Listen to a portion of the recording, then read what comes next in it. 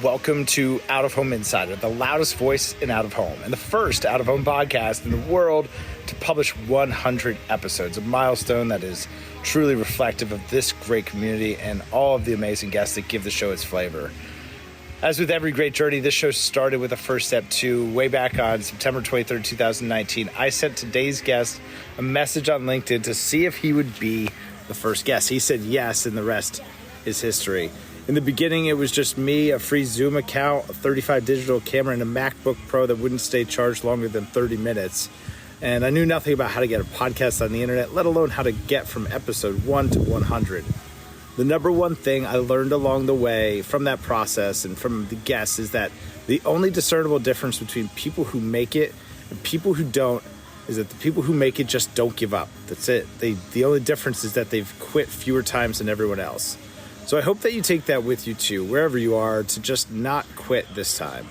And whether it's going from episode 0 to episode 1 or episode 1 to 100, here's to finding your tribe along the way, wherever your journey leads.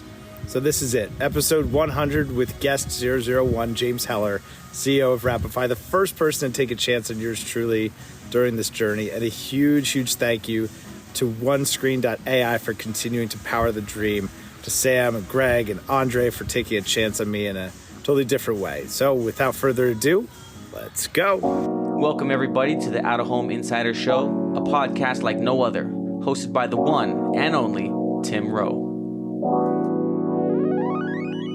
Get ready to have some knowledge dropped on you and to be entertained, because nothing's more valuable than food for your brain. So sit back, relax, we're about to dive in as the best industry podcast is about to begin. James Heller, 100 episodes ago, you said yes to a LinkedIn message. I didn't know what the heck I was doing. I didn't know what out of home was. I didn't know how to run a podcast. I had a $35 camera and a MacBook Pro that couldn't stay charged longer than 30 minutes. But you said yes, and 100 episodes later, here we are. Welcome back. Thanks for having me again. Absolutely. So we were just riffing a little bit there on, what does it look like for out of home to grow from where we are today? The only traditional format that's continued to grow, as we've seen print and traditional television start to fade off. Talking about how do we go as an industry from 10 billion to, well, the moon. I don't know how high we can go. So what do you think if we just pick up there? Sure. Well, I mean, we got to first get to 10 billion in the US. All right. Fair. We got to get to 10 billion. But I mean, well, so kind of similar to you, 7 years ago, I had zero out of home experience outside of being on the buy side on a very, very small scale.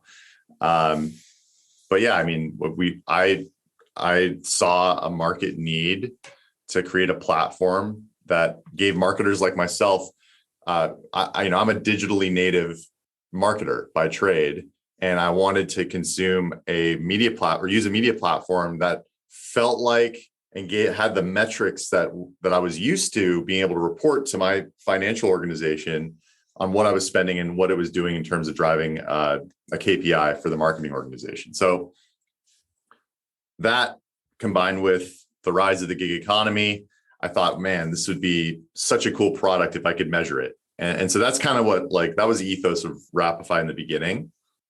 And so, as I learned, in the first couple of years, I learned so much about the space, and it really changed. It kind of rewired my brain and changed the way I approached building product, because about 7 years ago, when I entered the out of home world, media measurement was really, really, really far behind. And even if you look at it compared to today, so much has changed in the last 7 years in this space. And it's been really cool to see that. And there's a bunch of really cool companies doing a bunch of really cool things. But yeah, so for me, it was like, wow, I didn't realize out of home was such a small percentage of total media spend. I just assumed there was a much larger chunk of it, because to me, it's awesome by the definition of awesome. You see it and just whoa, right? So I assumed that the size of the industry in the US was also going to be equally awesome, and it wasn't at all. So I think that's, what changed was, rather than trying to grab a chunk of a really small pie, our approach is really to like help grow the pie. And while the pie gets bigger, we get a bigger percent. We get a bigger piece of that small percentage that we're taking away from it. So yeah, if you were to just distill all that down, like the more you put in, the more you get out, is kind of how I'm approaching building a product in the out-of-home space. And I think that's what's changed the most since we had our first podcast in terms of the way I look at this space and how we're growing and how we're building. It's becoming, it seems to be, and hopefully it is becoming more of a theme. I think that there are still probably two defined camps of, the folks that are thinking this way collectively. What's good for out of home is good for all of us. Rather than getting a medium pizza, why don't we get a large pizza? Because your slice just got bigger. I like more pepperoni. So why don't we try to make this the whole pie bigger? And I'm seeing that. We're seeing good collaboration. We're seeing, particularly on social, great shout outs from agencies to media partners, and just giving more of that recognition. But there is still a stalwart group that, hey, I saw you on, I saw an advertiser on my competitor's format. Let me try to get them to buy me now, and I'll compete on price. And it's a race to the bottom, right? And then the share of wallet never really gets any bigger because we're just cannibalizing one another's advertisers. And looking at a lot of the logos behind you, you've worked with a lot of brands that are new to out of home, or they're not even thinking about, they're not buying Wrapify because it's out of home. They're buying it because it's a performance channel, and it's more similar, as you spoke to what they're used to, digitally native performance marketers. These are metrics that I understand, and I'm able to build this into some of my media mix modeling. Where are you seeing like the conversation go with marketers specifically in terms of the expectation from us as an industry and what they ultimately want to achieve, which is being able to predictably scale their spend in the channel because it's working? Well, I think one of the things that's happening, and this is pretty, like, I'd say this is pretty binary, is as each new year goes by, that the age of the marketer that's making decisions on behalf of brands and where they're coming from is trending more towards digitally native. So, a lot of the folks that control traditional media budgets and brand marketing budgets that were buying traditional out of home, many of them have now exited the market. They're retiring. They're no longer part of the space. And you've got this new guard. Like, think about it this way. Somebody's got 5 years of experience out of college. Right. 5 years of experience out of college. That means that they graduated in 2017? Yeah. 2017, they entered the space. They made it become an associate at an agency, became a planner, or now a group director.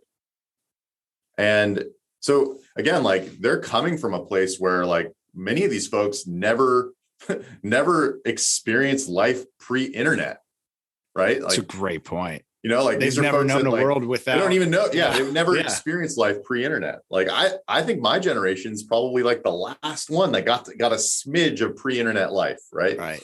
So I think that really changes the way media buying and evaluating different media channels in this kind of going into the 2020, 2030 era of buying media. And so kind of going back to like expansion of the pie, like we've gone like full circle. It's no longer like traditional media trying to get used to buying digital. It's almost the other way around now. Wow, we've got digital folks that is now like the new traditional. Yeah. And they're having to like learn how to buy this age-old medium that's been around for hundreds of years. And I think that, like having mixed media modeling, having really good data visualization, having, the ability to not just track impressions, but like all the way through to attribution online, in-app, in-store, like that is what digitally native marketers, like,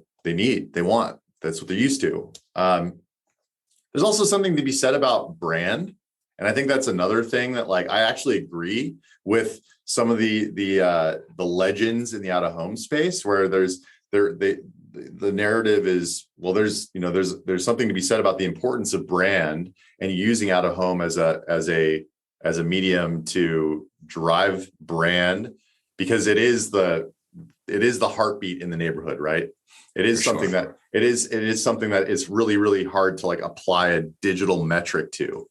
And so that's another thing. Like when I'm talking to a performance marketer about the importance of brand, sometimes it's really hard. It's like almost like you're talking to a wall, because they don't get it. Sure. There's no spreadsheet that calculates. Yeah. I don't have a correlation. Like, well, how do I? And I'm like, brand. Well, no, that is an important component of what you're spending, and also like what your company is doing in terms of your voice and your brand message and how your brand makes me feel when I see it. Right. That's a hard thing to measure sometimes. It's a really hard thing to measure. So I think there's like this kind of like split camp of it's not that one side is right, one side is wrong. They're both important. And I think we need to educate and articulate the value of our mediums to solve both of those problems. Like, it's not like, oh, well, brand's important, that's what out of home's for.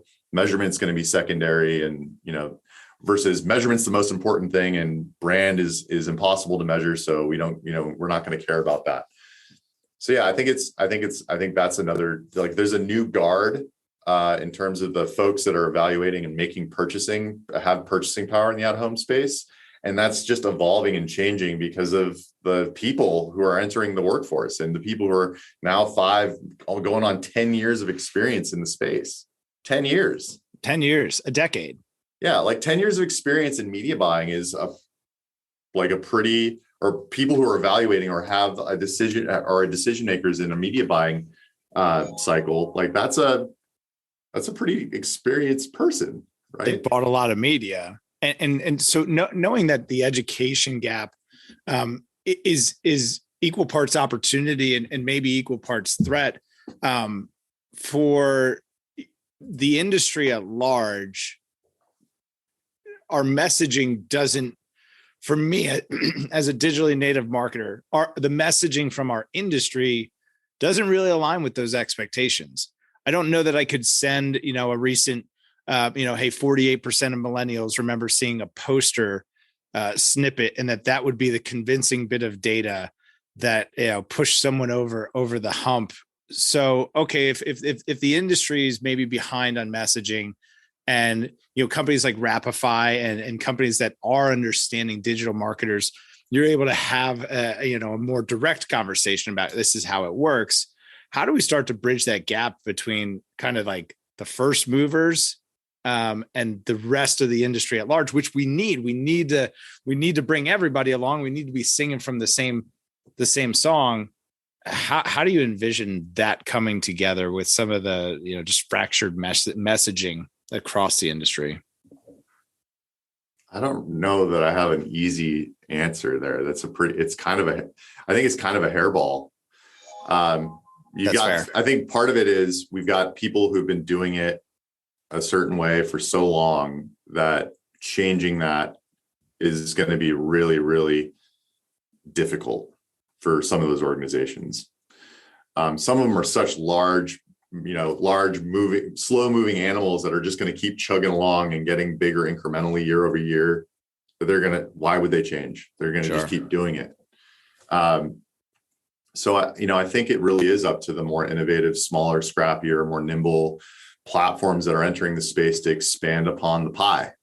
I think one of the things that's very similar to the platform you work for and Wrapify is that a bunch of the revenue we capture is from folks that may never have purchased out of home before in the past. Now, granted, we do work with a lot of big brands that buy a ton of out of home, but a big chunk of the revenue we capture is from the digital marketer that wants to use budget that was previously they might have been over indexing on Facebook, or they might have been basically getting diminishing returns on Google. And so they're looking at reallocating components of that budget to other things that could drive more value. And I think that is a big opportunity for out of home. And I think the only real way to capture that is by being able to help those individuals showcase the metrics that came from that spend. Absolutely. So I think it's, to distill that down, I think that we need to capture a component of wasted digital spend and get it piped into out of home, because it's more valuable here in many cases. Like if we were just take the money that came from digital ad fraud, just push it into out of home. The value would, I would bet on the value of that being much higher than bot traffic, right? So I think yes. So I think, and if we were to just take that amount of revenue and move it into out of home, we'd probably probably double the revenue in the US. Yeah, it's super valid. And if not double, a big step up from where we are today. I think we would cross the $10 billion mark in big step up, and it would make all the other stuff work better. It would make the pay-per-click work better. It'd make the paid social work better. It would that's the 1 + 1 = 3 factor that out of homes. Yeah, right. It's hard to quantify, but we know it's there. Yeah. Well, so what's funny about that is this is kind of another piece about the out of home space that I think is kind of interesting. We still cite a article that Facebook put out about, and this is in Australia, about how it wasn't even the US, but how out of home made the Facebook ad spend more effective. The out of home industry still cites that. And we haven't done, and there are studies in the US that have been put out since then, but we should double down on that. It totally works. The recall that we create in the out of home space makes the digital more valuable. I think that's a really awesome narrative that brands should get behind because it works. I think that the other thing that's was interesting to me in the beginning, and then I've fallen victim to doing this, so I don't want to sound like a hypocrite, but we post pictures of our wrap vehicles on our social all the time. But when was the last time you saw Facebook or Google screenshot an ad but some big brand was running on their channels and share it on their LinkedIn, right? I think it's cool. I think that we should showcase the awe that we create in the out of home space, but I think that we should spend more time showcasing what it actually did in terms of affecting the brand's performance and the marketing performance of the campaign. I think that would, as a marketer, if I could be okay, cool, but what did that actually do? What did it do for the brand? Oh, we deployed, these billboards in these markets, and we demographically targeted specific neighborhoods, and we saw a X percentage in revenue increase in these markets during the campaign period. Show me that kind of stuff more. It'd be cool if some of the bigger players in the space were able to do that. And I know it's a delicate dance too, because it's really hard to get the brand's permission to divulge or let you share metrics like that sometimes, or most of the time. But I think we should try a little harder. I think it would shine a bigger light on out of home. I agree. I remember the first time that as a local billboard salesperson in Eastern Pennsylvania, I had asked an advertiser for Google Analytics access. It was a group that helped homeless men get back on their feet. They were about 2 blocks down from the county prison, and they give them a safe place to stay and get clean, and get some job skills and get the resumes updated and that sort of thing. And asked them for Google Analytics, and they did a digital billboard program across the market. And James, everything was up. Google conversion goals were up. Direct traffic was up. Organic traffic was up. Average website donation value was up. Everything was up. And that for me was setting the hook in the power of out of home. But when I started to socialize some of that data internally with the sales leadership, I was actually told, be careful how much you talk about that. And I thought, are you kidding me? As a digital marketer, I'd love to be able to increase my conversion goals by 90% by changing one tactic. I'd love to be able to do that anytime. But there was this, effort to kind of suppress that to avoid associating out of home with being a performance channel, which that to me was so crazy, but that was ultimately the inspiration for the podcast. And now we've seen that time and time again at OneScreen, brands that have never done out of home, born online, spending $500,000 a month on Facebook ads. And they're saying, this doesn't scale. This is no longer effective for me. I need to test offline channels. I need to figure this stuff out now, because the good old days are gone. And if I don't figure it out now, I don't know what that's going to mean for my brand 12, 18, 24 months from now. So they're coming in and they care about really two things. Can you reach my audience in a way that is aligned with my brand budget and goal? And can you give me directional feedback? Can you show me what the impact of that was in my Google Analytics? Can you show me with something more deterministic than that?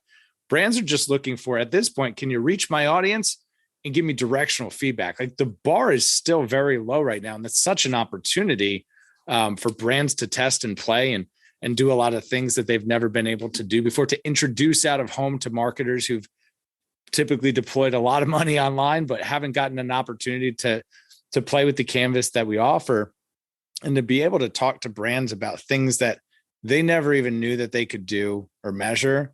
And then to see the relief and the excitement about, hey, I'm going to be able to keep growing my company, and in a fun, engaging way. Are you seeing similar stories with the brands that you're working with? Like, what's the feedback been after they get a taste for what you're able to deliver?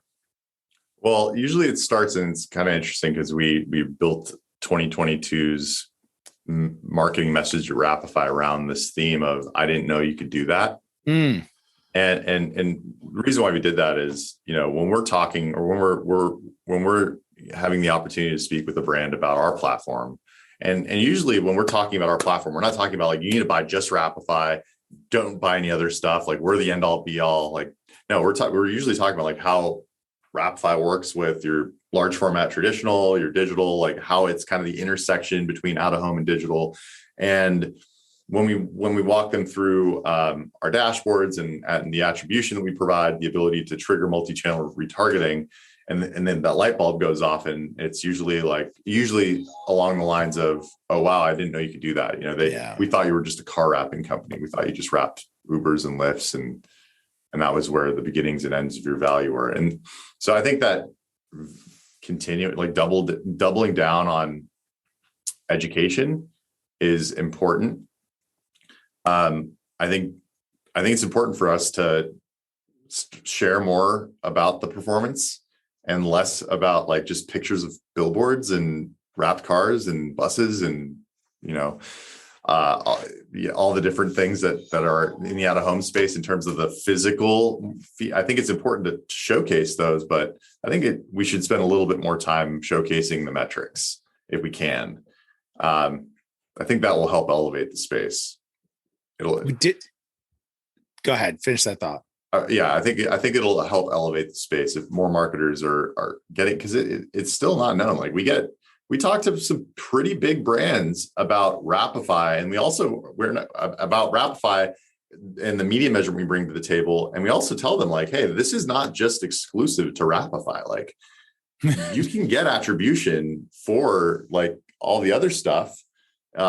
You're able to do a lot of really, really interesting things in the out-of-home space. Like this is stuff that you should be evaluating. This is stuff that you should really consider integrating into your media mix. And it's always like, oh, wow, we just thought this is like a brand top of the funnel brand marketing thing that we couldn't measure. So we hear it often.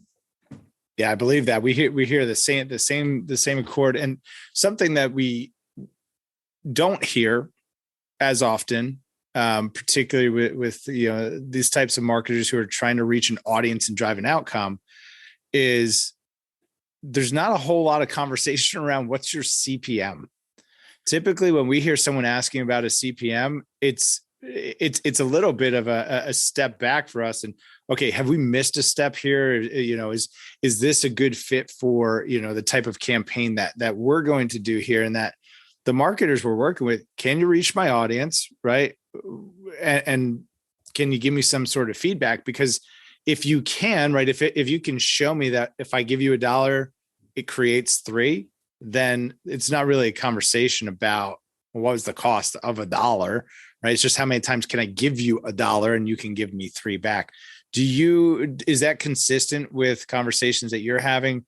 Is there as much of an emphasis on CPMs when you're talking to performance marketers? It was more so in 2017, 2018, kind of going into 2020. But no, I mean, because CPM is really more about like how cheap is this for the amount of people I could reach, right? But the thing is, like, you can have a really low CPM and not have a good outcome. Sorry, it can be trash. You can have you could pay a $3 CPM and then have nothing to show for it, right? You didn't save any money. You just paid for a really, really cheap CPM that didn't drive a marketing outcome. So I think, there's more of an emphasis on the outcome, the CPA and right. Like the percentage lift and incremental conversion, like that's where the magnifying glass is. That's where I think marketers should be more focused. And I think for the most part are more focused. I agree. 2022 is underway at this point. Wrapify is growing quickly. You're building, you've got, I think, a first-time CFO. You've got a VP of marketing. You're building out an SDR team. Talk to me a little bit about what does the next year look like for Wrapify? Well, right now we're acting on the plan that we were planning on deploying in 2020 with 2020 and 2021 behind us. So actually, like, while that was a very challenging time and million plus people have perished as a result of that, we don't take that lightly. It was not a fun time for the world, and we're still dealing with it. But it did help us harden some metrics. It helped us avoid some pitfalls that we might have been faced with if we didn't experience 2020. So again, like, I think it's another example of hard times can create good men and women. Amen.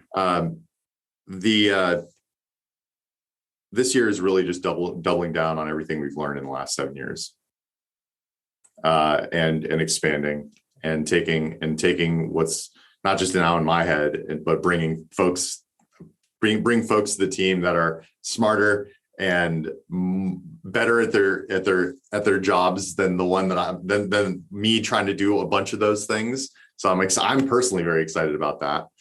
But like expanding the sales organization, building a real marketing organization, building out the executive leadership team and scaling the business it's something that I've been driving towards now for 7 years. And I'm really excited about it. We've gone 0 to 1, 1 to 100. It's been a little bit over 2 years. James Tyler, I can't thank you enough for you'll always be episode number 1. You're the first one to say yes, and I'm eternally grateful for that. So I'm really, really appreciative of you coming back 100 episodes later. For folks that don't know how to find you online, where are you most active? What's the Latin long? Give folks the lowdown on how to find James Tyler and learn more about Wrapify. I mean, LinkedIn is absolutely the most active place that you'll see me. So find me on LinkedIn. Otherwise, you could reach me at my email. It's just the letter J@wrapify.com. Easy enough. Well, we'll see you at 1,000. James, thanks so much for being here. If you found this episode to be helpful, please share it with somebody who could benefit. As always, make sure to smash that subscribe button down in the corner. And wherever you're listening to this, please throw the podcast a follow. It always helps. And we'll see y'all next time. Quarter century, I finally came to my senses. I finally got my hand up on the tinted Benz, kid. I see the world clear through my tinted lenses. With the dream and the drive, the possibilities endless. Now print that, send this all the way to Tokyo. Take a trip down south, down to Mexico. Next stop, Shanghai, the world-class trade show. First class all the way, cause that's how we roll. Yeah, call us the rock star businessman. Rockin' shows, we handle business, man. We got our own future in the palm of our hands, cause divided